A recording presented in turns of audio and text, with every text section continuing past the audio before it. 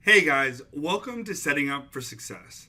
In this section, we're going to be covering everything to make sure that you're set up in terms of communication platforms, in terms of product specs, payments, so that you're able to hit the ground running. First thing, for sure, you need to set up a new email. So once you start contacting manufacturers on Alibaba, you're going to get bombarded with messages. So I would definitely recommend Gmail. It has a lot of cool features like the labels feature, so that if you're sourcing a few different products, you can set labels for one, like let's say being like a frying pan, and then the next one to being like, your pet product. And then that way you can keep more organized, and it's a lot simpler in terms of your communication.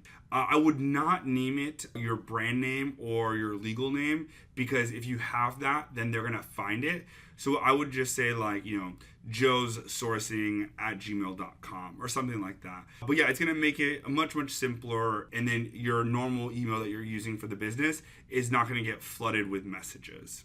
Now, next is you want to set up a Google Voice. And so I would definitely recommend doing that. Again, very similar reason to setting up your new email is that you don't want the manufacturers to have access to your phone number ideally, because Google Voice, you have a lot more control in terms of like blocking numbers or, having like only receiving calls during a certain amount of hours. So again, definitely really suggest doing that. I haven't sourced in like over 2 years, but sometimes I'll still get phone calls like in the middle of the night from a Chinese manufacturer or super early in the morning, and it's just not ideal. Is setting up your Alibaba account. So make sure again to use your new email, your new Google Voice number. It's going to be the main method of communicating with all the different manufacturers. And then as well as you want to set up different communication software. So I really highly recommend Skype and WeChat. WeChat is actually the best because it's actually kind of like our Facebook Messenger. It's actually going straight to their phone. And it's also tied to a social media platform for like, specifically for the Chinese. They're the ones that use it the most. But, like a little pro tip that you can kind of do is you can share and upload photos about your life, similar to like our news feed, but that's a way of like kind of engaging with your suppliers and stuff like that.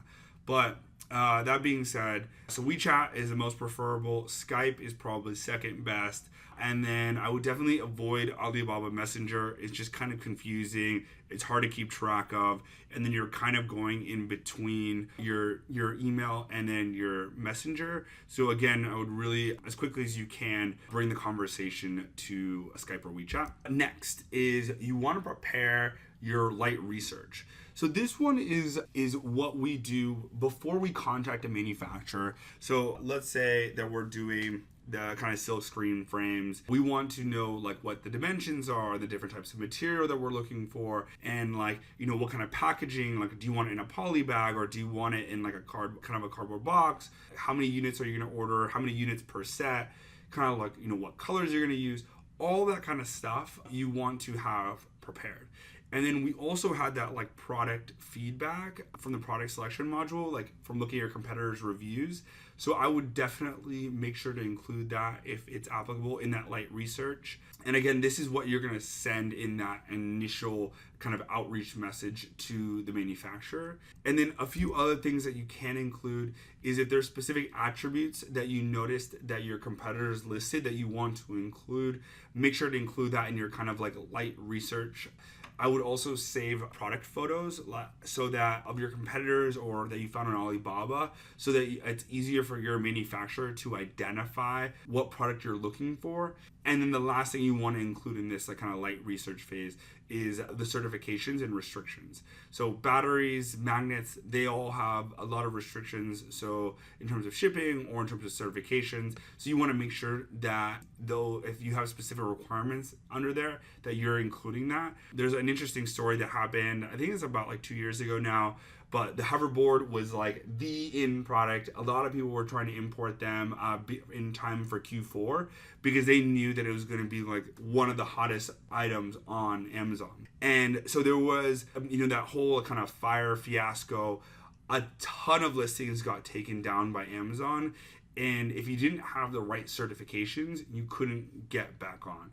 So if you're not listening to us in terms of that simple product and you're wanting to do something that's going to require like kind of more like electronic certifications or something like that, I would really make sure that you've done your due diligence in terms of that certification. And then your payments. So you definitely want to make sure that you have your kind of payments set up. Ideally when you're running a business, you want to keep everything separate. You don't want to be, using your personal PayPal. Ideally, you don't want to be using your personal bank account. The sooner the better that you set these all up separately, so that it's easier for your accountant later to kind of separate everything out. So PayPal we use specifically for kind of samples or maybe even like small orders, but usually they're receiving a fee, like a percentage fee on the manufacturer side. So they're not going to want you to pay by PayPal for like a large production order. So for the large production orders, we'll typically do a wire transfer. And then, so we personally use Comerica, and that one just seems to be the lowest rate for us. But you can also look into the other big banks, Chase and Wells Fargo. I know Chase has a cool program where you get a certain amount of wires for free, depending on which account you have. I never actually did too much research into them because I know that their wires are a little bit more expensive. We spend so many wires, and I believe our rate is around $26 per wire. So we went with Comerica. I do know that both Comerica and Wells Fargo have and I'm sure Chase has this too, but we have a little key fob token that we can use to actually send wires from anywhere instead of going to the bank, which is just super old school and a huge waste of time. So Alibaba Trade Assurance, that is Alibaba's kind of payment method. From what I've seen out of all the sellers, like I've talked to like probably 50 different sellers about this, no one uses Alibaba Trade Assurance. I think there are, again, more fees around that. And then one cool new payment system that we've just been testing out for the last few months. I really recommend it if your manufacturer is on board with it. It's called Veeam. And basically, it's very similar to a PayPal. You enter in their email and then their banking information. They're going to accept the payment. But actually, when they receive the payment in US dollars, again, really specific, has to be US dollars. They're only charge a $20 fee from Veeam. Their bank might charge them an extra fee, and that is really just dependent on the bank. Sometimes it's there, sometimes it's not. But for you, you're actually not paying any fees for sending that money. So it's actually cheaper than sending the wires, because you could be paying, like, again, that $26 to $45 per wire. But on Veeam, it might be even make more sense to add that $20 to your payment that going to them, so that they're not taking a fee, and then it's still less than you paying the normal $45 wire fee. So those are all the kind of setup things that I wanted to cover, just to make sure. Definitely do your own research on these and see which is best for your business and where you're at. But yeah, these are a lot of the tools that we use in our business as well. Thanks.